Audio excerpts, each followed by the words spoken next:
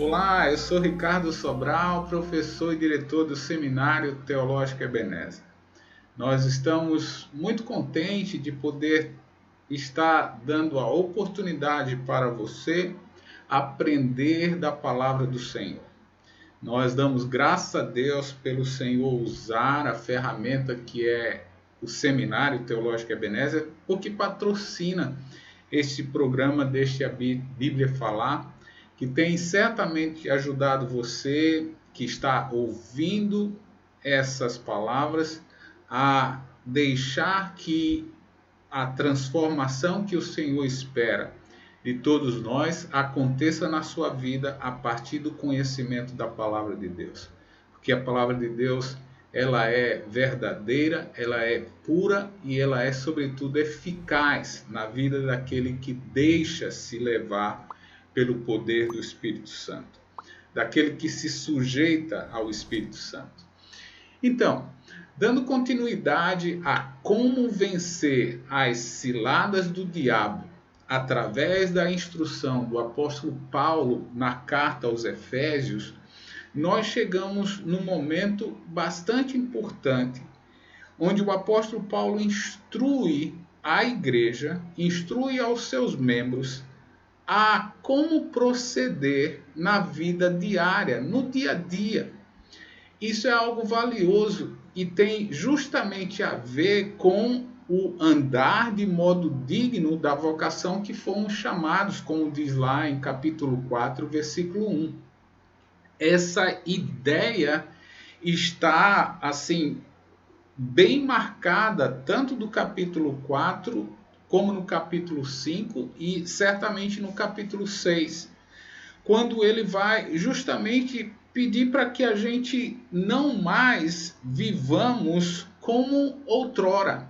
Como ele diz no versículo 8 do capítulo 5, né? Quando outrora éramos trevas, porém agora somos luz no Senhor e por isso devemos andar como filhos da luz.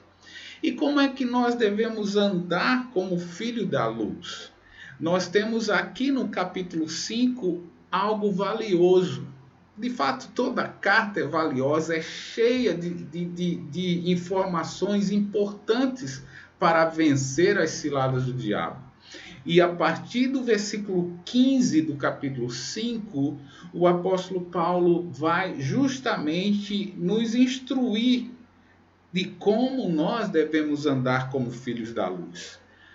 Portanto, vede prudentemente como andais, não como nécio, não como uma pessoa que não raciocina, não como uma pessoa que não está entendendo as coisas que estão acontecendo. E é justamente isso. Lembra que eu tenho falado aqui sobre essa luta, é uma luta espiritual. É uma luta que está numa região que os nossos olhos carnais não alcançam. Só que os reflexos dessa luta nessas regiões celestiais acontecem no nosso dia a dia. Então Paulo está dizendo, não ande como que você não sabe o que está acontecendo.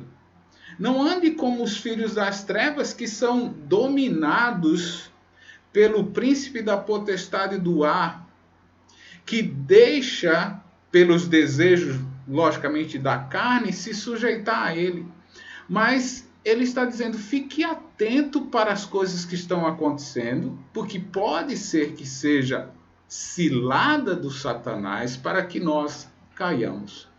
E é importante dizer, porque só nessa questão de cilada, no capítulo 4, tem uma questão importante que é sobre está ouvindo as instruções daqueles que ensinam. E ele vai falar sobre profetas, sobre evangelistas, sobre pastores e mestres que ensinam a palavra. E ele diz, fique atento para o que ele ensina. Por quê? Versículo 14 do capítulo 4. Para que não mais sejamos como meninos, agitados de um lado para o outro, levados ao redor por todo o vento de doutrina, pela artimanha dos homens, pela astúcia com que induzem ao erro. essa palavra astúcia é a mesma palavra que está contida no versículo 11 que nós encontramos como cilada. A astúcia e cilada é a mesma palavra do original grego. Então, a astúcia desses homens que são mensageiros de Satanás, eles estão fazendo com que tenha artimanhas, e essa palavra artimanhas é como que aquele que faz coisas para enganar você. Não sei se você conhece aqueles jogos que as pessoas no centro da cidade, né, ficam olhando e o pessoal fica dizendo onde é que está a bolinha? E aí eles ficam querendo que a pessoa aposte. Quantas pessoas perderam seu dinheiro acreditando que poderiam ganhar?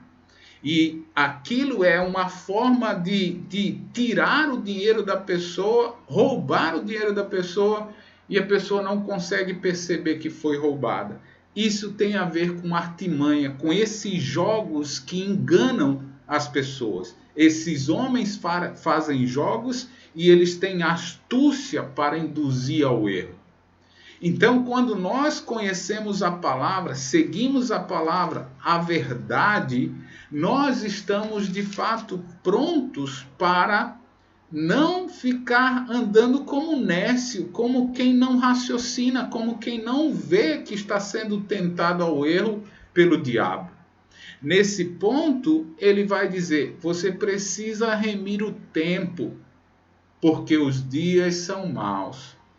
Ele está dizendo: não perca tempo com coisas que não funcionam na sua vida. Ele está dizendo: compre tempo. Essa é uma remir, essa palavra remir tem a ver com comprar na feira. Então ele está dizendo: compre o tempo valioso para que você possa de fato valorizar o seu tempo na sua vida. E no caso, se nós queremos andar de modo digno daquele que nos chamou, no modo digno como filhos da luz, nós precisamos aproveitar o nosso tempo e ver se nós estamos fazendo muito mais coisas para o Senhor ou não. Fazendo assim, nós estamos de fato deixando que Ele nos controle, nos mostrando que somos pessoas não insensatas, mas pessoas sensatas que procuram compreender a vontade do Senhor. E aí ele diz: não vos embriagueis com vinho, no qual há dissolução, mas enchei-vos do Espírito Santo. Essa frase, enchei-vos do Espírito, se eu deixasse você definir por si só, talvez você fosse influenciado por esse mundo religioso, né? De ficar assim em êxtase, de buscar coisas fora do contexto. Mas o apóstolo Paulo não nos deixa órfão na explicação. Ele diz como é que nós nos enchemos do Espírito. Ele diz aqui, olha, fale entre vós com salmos, entoando e louvando de coração ao Senhor, com hinos e cânticos espirituais. Ele diz: cante louvores, exalte ao Senhor, abra sua boca e louve ao Pai. Instrua uns aos outros, dê sempre graças pela voz ao cantar ao Senhor. Ele diz: dê sempre graças a Deus por tudo, ao nosso Deus e Pai, em nome do nosso Senhor Jesus Cristo. E aí, em terceiro ponto, ele coloca: sujeitai-vos. Como é que eu encho do Espírito? Falando, cantando louvores, louvando, dando graças a Deus, orando.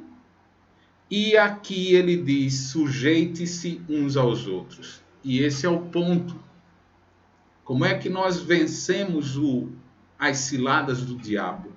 Quando nós se sujeitamos uns aos outros. Quando nós não queremos ser maior do que os outros. Veja, ele vai dizer: mulheres, sejam submissas aos seus maridos. E maridos, amem a sua esposa. Quantos casais têm desfeito os seus casamentos, caindo na cilada do Satanás, não se sujeitando uns aos outros. Briga de poder no lar. Não há respeito da esposa, não há respeito do marido, não conseguem cumprir as funções que cada um lhe compete. E nós temos um índice altíssimo de violência e que gera, consequentemente, casamentos destruídos. Quando nós se sujeitamos uns aos outros, estamos enchendo do Espírito e amando nosso cônjuge como o Senhor espera. O segundo ponto que ele vai dizer, capítulo 6, filhos, obedecei os vossos pais, honra o teu pai e tua mãe. Esse é o primeiro mandamento com promessa. Quantos filhos desobedecem seus pais? Quantos filhos não aceitam a correção dos seus pais? E eles vão dizer, e vós, pais, não provoqueis os vossos filhos à ira. Esse relacionamento entre pai e filho neste mundo, o Satanás está criando caminhos que este mundo está se sujeitando a eles. E, consequentemente, destruindo o relacionamento respeitoso entre pai e filho. Se nós quisermos ter famílias fortes, precisamos se sujeitar uns aos outros dentro do nosso lar. E por fim, nesse esquema de sujeitar uns aos outros, ele vai falar sobre os patrões e os empregados.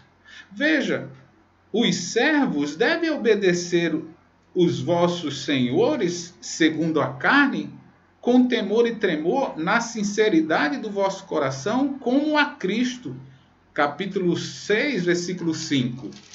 Ele vai dizer, não servindo à vista como para agradar homens, mas como servos de Cristo, fazendo de coração a vontade de Deus. Servindo de boa vontade como ao Senhor e não como a homens.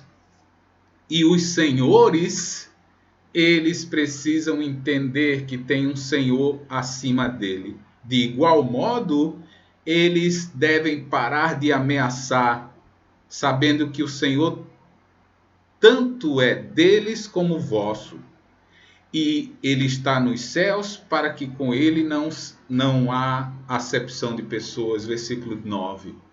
Então veja, nesse ponto, os senhores, os patrões, vão se sujeitar aos seus empregados de que forma?